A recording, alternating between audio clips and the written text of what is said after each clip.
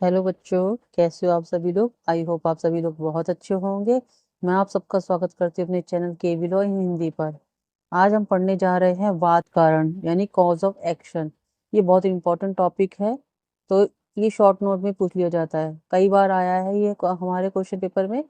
तो चलिए स्टार्ट करते हैं। वाद कारण यानी कॉज ऑफ एक्शन, ये प्लांट का बहुत इंपॉर्टेंट फैक्ट होता है, क्योंकि प्लांट पूरा इसी पे डिपेंड करता है कि हमारा कॉज ऑफ एक्शन क्या है, मतलब वो कारण क्या है जिसकी वजह से किसी वादी ने वाद दायर किया है। तो ठीक है, ये आदेश 11 नियम 2 सिविल प्रक्रिया संहिता 1908 का है, के अंतर्गत आता है। इसका अर्थ है वाद का अर्थ ऐसे तथ्य या परिस्थितियां जिसके आधार पर वादी को न्यायालय से राहत पाने का अधिकार प्राप्त होता है।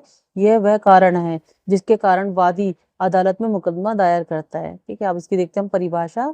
वाद कारण वह संपूर्ण परिस्थितियां और तथ्य है जो किसी भी व्यक्ति को दूसरे के विरुद्ध न्यायालय में मुकदमा दायर करने का अधिकार प्रदान करता है। मतलब वो कारण देता है कि यदि आपने उस वादी की कोई बात नहीं मानी है या उसका कोई अधिकार डैमेज किया है, तो वो कोर्ट की सहायता ले सकता है।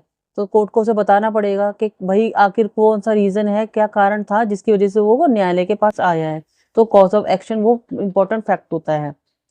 सिविल प्रक्रिया संहिता के आधार 7 नियम 1 ई में के अनुसार वादी को अपने वाद पत्र में वाद को स्पष्ट रूप से लिखना आवश्यक होता है। उदाहरण के लिए रमेश ने सुरेश को 10,000 रुपये उधार दिए और तय समय पर पैसे वापस नहीं मिले।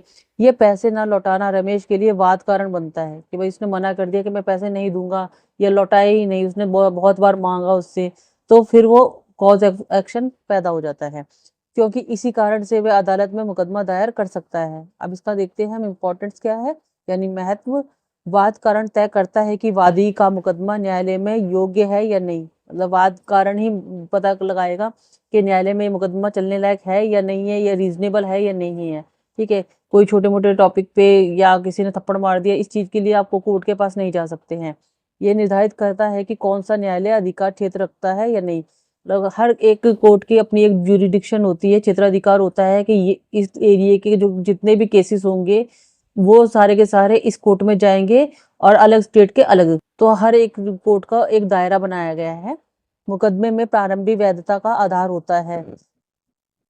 वाद कारण सार्वजनिक तथ्यों का एक समूह होता है तथा वादी को इच्छित डिग्री प्राप्त करने के लिए यह आवश्यक है कि वे सार्वजनिक तथ्यों की सत्यता प्रमाणित करे। मतलब उसके पास में ऐसे फैक्ट होने चाहिए जो ये बात फैक्ट को वो करते हैं, प्रमाणित करते हैं कि भाई हाँ मैंने जो इसको पैसे दिए थे इसने लौटाए नहीं है।